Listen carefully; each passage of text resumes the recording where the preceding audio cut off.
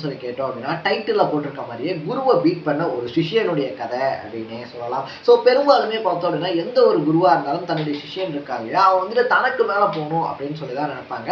அதே மாதிரி பார்த்தோம் அப்படின்னா தன்னுடைய மானசீக குருவாக வந்துட்டு ஒருத்தர் அக்செப்ட் பண்ணிக்கிட்டு அவரை மாதிரியே பார்த்தோம் அப்படின்னா தன்னுடைய ஃபுட் டயட்லேருந்து அவர் விளையாடக்கூடிய நுணுக்கங்கள் வரைக்கும் எல்லாத்தையுமே பார்த்து கற்றுக்கிட்டு அதே குருவை பார்த்தோம் அப்படின்னா ஒலிம்பிக்கான தகுதி சுற்று அப்படின்றத வந்துட்டு பீட் பண்ணாரு அமன் ஷெராவத் அப்படின்னே சொல்லலாம். ஸோ அது மட்டும் இல்லாமல் பார்த்தோம் அப்படின்னா அந்த குருவான ரவி தாகியா அப்படின்னு சொல்லக்கூடியவர் 2020 வந்துட்டு வெள்ளி பதக்கம் அப்படின்றத டோக்கியோ ஒலிம்பிக்ஸில் வின் பண்ணாரு.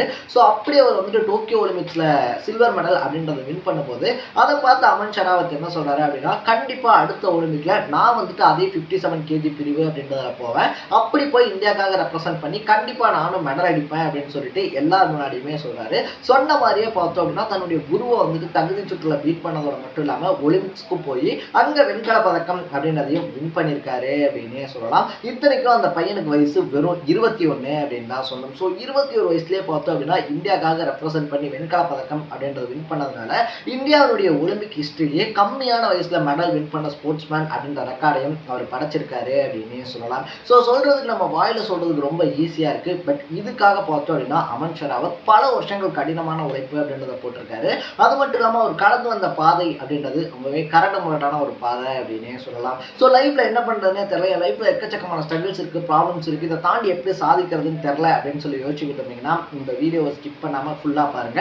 கண்டிப்பா இந்த வீடியோவுடைய எண்ட்ல உங்களுக்கு ஒரு ஹோப் கிடைக்கும் அப்படின்னே சொல்லலாம். First of all Aman Sehrawat பார்த்தோம் அப்படின்னா ஜூலை 16, 2003 தான் பிறக்கிறாரு அப்படின்னே சொல்லலாம். அப்படி பார்த்தோம் அப்படின்னா என்ன வருஷம் ஒரு பெண்ணை விட ஒரு வயசு சின்ன பையன் தான் அமன் ஷெராவத். ஸோ அப்படி பிறந்தவருக்கு பார்த்தோம் அப்படின்னா அவருக்கு 10 வயசுலேயே வந்துட்டு அவங்க அம்மாவை இழந்துடுறாரு.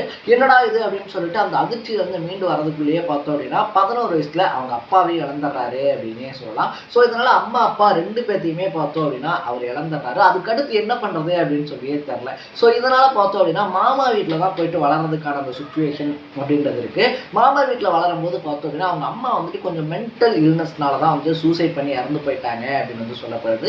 இதனால அம்மாவை அந்த துக்கத்துல இருந்து வெளிவர முடியாம பார்த்தோம் அப்படின்னா ட்ரக்ஸுக்கெல்லாம் அடிக்ட் ஆகிட்டு ஒரு மாதிரி வந்துட்டு லைஃபையே ஸ்பாயில் பண்ண ஒரு பர்சன் தான் அமன் ஷெராவத் அப்படின்னே சொல்லலாம். ஸோ இப்படி ஒரு லைஃப் அப்படின்றது போய்கிட்டு இருக்கும்போது தான் பார்த்தோம் அப்படின்னா 2008 வருஷம் வந்துட்டு பீஜிங் ஒலிம்பிக்ஸ் அப்படின்றது நடக்குது. அந்த ஒலிம்பிக்ஸ் டிவியில் பார்க்கும்போது பார்த்தோம் அப்படின்னா சுஷில் குமார் அப்படின்னு சொல்லக்கூடிய ஒரு பிளேயர் வந்துட்டு விளையாடுறாரு. அந்த பிளேயர் விளையாண்டதோட மட்டும் இல்லாமல் பார்த்தோம் அப்படின்னா அந்த பிளேயர் வந்துட்டு மெடல் அப்படின்றதையும் வின் பண்ணுறாரு. அந்த ஊரில் இருக்கக்கூடிய எல்லாருமே அதை செலிப்ரேட் பண்ணுறாங்க.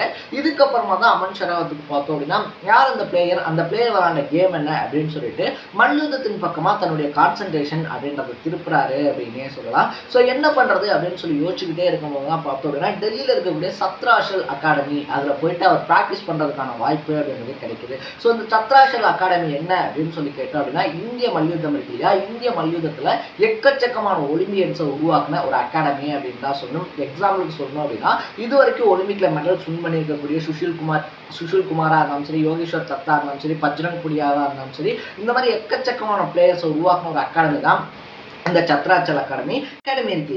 அந்த அகாடமிக்கு போகும்போது பார்த்தோம் அப்படின்னா அந்த பையனுக்கு வயசு வெறும் 11 அப்படின்னே சொல்லலாம். அந்த பையன் அங்கே போய் பார்க்கும்போது அங்கே இருந்த எல்லாருமே அந்த பையனை விட பெரிய பெரிய சீனியர்ஸ். பட் இருந்தாலுமே பார்த்தோம் அப்படின்னா அமன் ஷெராவத் இருக்கார்ல, அவர் வந்து அதெல்லாம் பெருசாக கண்டுக்க கிடையாது. அந்த சீனியர் பிளேயர்ஸ்லாம் வந்துட்டு எந்த மாதிரியான ஒரு மைதானத்தில் வந்துட்டு ப்ராக்டிஸ் பண்ணாங்களோ அதுலேயே வந்துட்டு ப்ராக்டிஸ் பண்ணுறாரு. அது மட்டும் இல்லாமல் எக்கச்சக்கமான பல படிகள் ப்ராக்டிஸ் அப்படின்றதும் இருக்குது. அது எல்லாத்தையுமே பார்த்தோம் அப்படின்னா அமன் ஷெராவத் படிப்படியாக எதிர்கொள்கிறாரு அப்படின்னே சொல்லலாம். இதுக்கப்புறமா பார்த்தோம் அவருக்கு பேர் வாங்கி கொடுத்த காம்படிஷன் அப்படின்னு சொல்றது 2018 நடந்த உலக கேடெட்ல வெண்கல பதக்கம் அப்படின்றத வின் பண்றாரு. ஸோ வேர்ல்டு கேடெட் சாம்பியன்ஷிப்ல வெண்கல பதக்கம் அப்படின்றத வின் பண்ணதுக்கு அப்புறமா அமன் ஷெராவத் மேல ஒரு நம்பிக்கை அப்படின்றது இந்தியா அணிக்கு வருது அப்படின்னே சொல்லலாம். மல்யுத்த டீமை பொறுத்த வரைக்கும் ஆசியா அண்டர் 20 பார்த்தோம் அப்படின்னா மறுபடியும் பிரான்ஸ் அப்படின்றத வின் பண்றாரு. ஆசியா அண்டர் 23 பார்த்தோம் அப்படின்னா கோல்டு மெடல் அப்படின்றதும் வின் பண்றாரு. இப்படி படிப்படியா பார்த்தோம் அப்படின்னா அமன் ஷெராவத் முன்னேறிக்கிட்டே இருக்காரு. ஸோ அவர் இந்த ரெஸ்லிங் இருக்கு இல்லையா, இந்த மல்யுத்தத்துக்குள்ள வரதுக்கு காரணம் என்ன அப்படின்னு சொல்லி கேட்டோம்னா 2008 பீஜிங் ஒலிம்பிக்ஸ்ல வின் பண்ண சுஷில் குமாரா இருந்தாலும் கூட அவர் உள்ள வந்ததுக்கு அப்புறமா பார்த்தோம் அப்படின்னா ரவி தாகியாவால தான் ரொம்பவே அட்ராக்ட் பண்ணப்படுறாரு அப்படின்னே சொல்லலாம். ஸோ சுஷில் குமார் கூட பேச்சுவார்த்தைகள்லாம் இருந்தாலும் கூட ரவி தாகியாவுடைய பர்ஃபார்மன்ஸ் அப்படின்றது பார்த்தோம் அப்படின்னா அமன் ஷெராவத் வந்துட்டு ரொம்பவே அட்ராக்ட் பண்ணுது. இதனால ரவி தாகியா இருக்கார் இல்லையா, அவர் விளையாடக்கூடிய நுணுக்கங்கள்லாம் என்ன, அது மட்டும் இல்லாமல் களத்தில் வந்துட்டு அவர் வீரர்களை எப்படி சந்திக்கிறாரு அப்படின்னு சொல்லிட்டு ரவி தாகியா வந்துட்டு ப்ராக்டிஸ் பண்ணக்கூடிய எல்லா செஷன்ஸுமே உட்காந்து அமன் ஷெராவத் பார்க்குறாரு. அது மட்டும் இல்லாமல் ரவி தாகியாவோட ஃபுட் ஹேபிட்ஸ் இருக்கு இல்லையா, அதையும் வந்துட்டு ஃபாலோ பண்றாரு அப்படின்னே சொல்லலாம். இன்னும் சொல்ல போனோம்னா தன்னை தானே ரவி தாகியாகவே மாத்திக்கிறாரு. ஸோ இதனாலதான் பார்த்தோம் அப்படின்னா 2 பேருமே 57 கேஜி பிரிவில் வந்துட்டு விளையாடுறதுக்கான ஒரு சுச்சுவேஷன் அப்படின்றதையும் நிர்பந்திக்கப்படுறாங்க. ஸோ அப்படி போகும்போது பார்த்தோம் அப்படின்னா இப்படி எல்லா சாம்பியன்ஷிப்லயுமே நல்லா பர்ஃபார்மன்ஸ் அப்படின்றது பண்ணியிருந்தாலும் கூட 2022 காமன்வெல்த் கேம்ஸ்ல பார்த்தோம் அப்படின்னா ரவி தாகியாவும் இன்னொரு பக்கத்துல அமான் ஷெராவத்தும் போட்டியிடுறதுக்கான வேலை அப்படின்றது வந்துட்டு வருது. ஸோ இன்னொரு பக்கத்துல பார்த்தோம் அப்படின்னா தன்னுடைய குரு அவரை பார்த்து தான் இன்ஸ்பயர் ஆயிருக்கும். ஃபுட் ஹேபிட்ஸ்ல இருந்து பிராக்டிஸ் செஷன் வரைக்கும் எல்லாத்தையுமே அவரை பார்த்து தான் போயிருக்கும் அப்படின்னு சொல்லிட்டு தன்னுடைய குருவுக்கு அகேன்ஸ்டா இறங்குறதா அப்படின்னு சொல்லிட்டு அங்கேயே வந்துட்டு பார்த்தோம் அப்படின்னா ஒரு சின்ன தயக்கம் அப்படின்றது அமன் ஷெராவத்துக்கு வருது. அந்த தயக்கத்தினுடைய விளைவா என்ன ஆகுது அப்படின்னு சொல்லி பார்த்தோம் அப்படின்னா 0க்கு 12 அப்படின்ற கணக்குல ரவி தாகியாத்தை ரொம்ப படு மோசமான நிலைமையில தோக்குறாரு அப்படின்னு சொல்லலாம். அந்த தோல்வி வந்துட்டு பார்த்தோம் அப்படின்னா அமன் ஷெராவத்துக்கு அவருக்கு வந்துட்டு ஒரு பக்கத்துல வீழ்ச்சியா இருந்தாலும் கூட இன்னொரு பக்கத்துல எப்படியாவது ரவி தாகியா வந்துட்டு நம்ம வின் பண்ணியே ஆகணும் அப்படின்னு சொல்லி நினைக்கிறாங்க. எக்ஸாக்டா 2 வருஷத்துல 2024 பார்த்தோம் அப்படின்னா ஒலிம்பிக்கான தகுதி சுற்று அப்படின்றது நடக்குது. அந்த தகுதி சுற்றுடைய ஃபைனல்ல மறுபடியும் தன்னுடைய குருவான ரவி தாகியாவை மீட் பண்றதுக்கான வாய்ப்பு அப்படின்றது கிடைக்குது. இந்த டைம் அமன் ஷெராவத் பார்த்தோம் அப்படின்னா குரு அப்படின்ற மைண்ட் செட் எல்லாம் தூக்கி போட்டு அவரும் ஒரு சக மல்யுத்த வீரர் அப்படின்ற மைண்ட் செட்டோட களமிறங்குறாரு. அந்த மைண்ட் செட்டோட களமிறங்கி பார்த்தோம் அப்படின்னா 12க்கு 4 அப்படின்ற செட் கணக்குல ரவி தாகியாவே வீழ்த்துறாரு அப்படின்னே சொல்லலாம். இந்த டைம் பார்த்தோம் அப்படின்னா அமன் ஷெராவத்தை சமாளிக்கிறது ரவி தாகியாவுக்கு ரொம்ப பெரிய வேலையா பார்க்கப்படுது. அது மட்டும் இல்லாம அவர் வந்துட்டு சுதாரிக்கிறதுக்குள்ளேயே மேட்சை வந்துட்டு அமன் ஷெராவத் முடிச்சிட்டாரு அப்படின்னு தான் சொல்லணும். ஸோ இது எல்லாத்தையுமே தாண்டி எக்கச்சக்கமான ஸ்ட்ரகிள்ஸ்க்கு அப்புறமா பார்த்தோம் அப்படின்னா ஒலிம்பிக்ஸ்ல போய் ரவுண்ட் ஆஃப் 16 தாண்டி குவார்டர் ஃபைனல்ஸ் தாண்டி செமிஃபைனல்ஸ் போறாரு.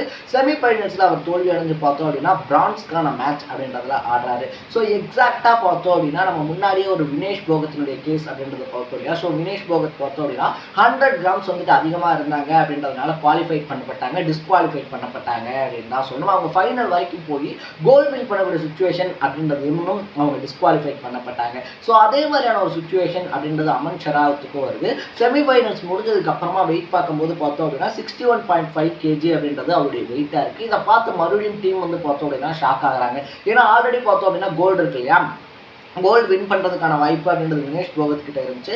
100 கிராம்ஸ்னால அது பறிபோச்சு. இப்போ அமன் ஷெராவத்துக்கு அது நடந்துடக்கூடாது அப்படின்னு சொல்லிட்டு விடிய பார்த்தோம் அப்படின்னா பட உழைப்பயிற்சிகள் அப்படின்றத அமன் ஷெராவத் எடுக்கிறாரு. ஜாக்கிங்காக இருந்தாலும் சரி, வாக்கிங்காக இருந்தாலும் சரி, அதை தாண்டி நீராவி குளியல் அப்படின்னு சொல்லிட்டு எக்கச்சக்கமான முயற்சிகள் அப்படின்றத எடுக்கிறாரு. அதையும் தாண்டி பார்த்தோம் அப்படின்னா தொடர்ந்து சுடுதண்ணி இருக்கு இல்லையா, சுடுதண்ணியில் உப்பு கலக்கி குடிக்கிறது, சுடுதண்ணியில் தேனை கலந்து குடிக்கிறது அப்படின்னு சொல்லி குடிக்கிறாங்க. நைட்டு ஃபுல்லாக பார்த்தோம் அப்படின்னா ஒரு துணி கூட தூங்காமல் கிட்டத்தட்ட 10 மணி நேரம் வந்துட்டு அந்த உடல் உழைப்பு அப்படின்றத கொட்டுறாரு. அது மட்டும் இல்லாம பார்த்தோம் அப்படின்னா இதுக்கு முன்னாடி விளையாண்ட மேட்சஸ்லாம் இருக்கு இல்லையா, அந்த வீடியோஸ் எல்லாத்தையுமே தொடர்ந்து ரெகுலரா பாக்குறாரு. 10 மணி நேரம் உழைப்புக்கு அப்புறமா அவர் 56.9 கிலோகிராம் அப்படின்ற வெயிட்டுக்குள்ள வராரு அப்படின்னே சொல்லலாம்.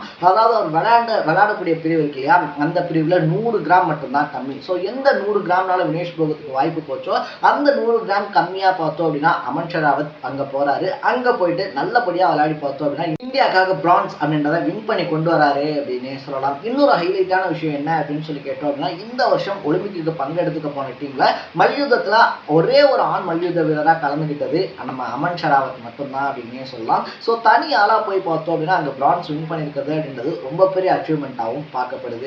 இது மட்டும் இல்லாம பார்த்தோம் அப்படின்னா எக்கச்சக்கமான ஸ்ட்ரகிள்ஸ் அப்படின்றத நம்ம அவர் தாண்டி வந்திருக்காரு அப்படின்னு சொல்லி சொன்னோம் இல்லையா, அந்த எல்லா ஸ்ட்ரகிள்ஸையும் தாண்டி அவர் வெண்கலம் வின் பண்றதுக்கு ரொம்ப மோட்டிவேட்டடா இருந்த விஷயம் என்ன அப்படின்னு சொல்லி கேட்கும்போது அவருடைய ரூம்ல வந்துட்டு ஒரு வாசகம் அப்படின்றத எழுதி ஒட்டி வச்சிருப்பாரு. அது என்ன அப்படின்னு கேட்டோம்னா கோல்டு வின் பண்றது ஈஸியா இருந்துச்சு அப்படின்னா எல்லாருமே அதை வின் பண்ண முடிஞ்சிருமே அப்படின்றதுதான் அந்த வாசகம். ஸோ அந்த வாசகம் அப்படின்றதான் பார்த்தோம் அப்படின்னா அவருக்குள்ள உத்வேகம் அப்படின்றத தினம் கொடுத்துக்கிட்டு இருந்திருக்கு. அந்த வாசகத்தை பார்த்து தான் தினம் மோட்டிவேட்டும் ஆகிக்கிட்டு இருந்திருக்காரு. அது மட்டும் இல்லாம ஒரு கோல்டு மெடலுடைய போட்டோவையும் ஒலிம்பிக்ஸ்ல அந்த ரவுண்ட்ஸ் இருக்கு இல்லையா அதனுடைய போட்டோவையும் எப்பயுமே அமன் ஷெராவத் தன்னுடைய கைகளிலேயே வச்சிருப்பாரா. ஏன்னா தான் வந்துட்டு எப்பெல்லாம் மோட்டிவேட் ஆகும் அப்படின்னு சொல்லி நினைக்கிறாரோ அப்பெல்லாம் அந்த போட்டோஸ் அப்படின்றத பார்த்து எக்கச்சக்கமா மோட்டிவேட்டும் ஆகிக்குவாராம். கண்டிப்பா ஒலிம்பிக்ல இந்தியாக்காக நான் கோல்டு வின் பண்ணியே தீர்வேன் அப்படின்றதான் அமன் ஷெராவத்தினுடைய ரொம்ப பெரிய லட்சியமாகவும் இருக்கு அப்படின்னு தான் சொல்லணும். ஸோ ஒவ்வொரு ஒலிம்பியனுமே அவங்க ஜெயிச்சதுக்கு அப்புறமா அவங்க லைஃப் ஸ்டோரி அப்படின்றது பேசப்படுது. அவங்க லைஃப்ல ஹீரோக்கெல்லாம் கொண்டாடப்படுறாங்க.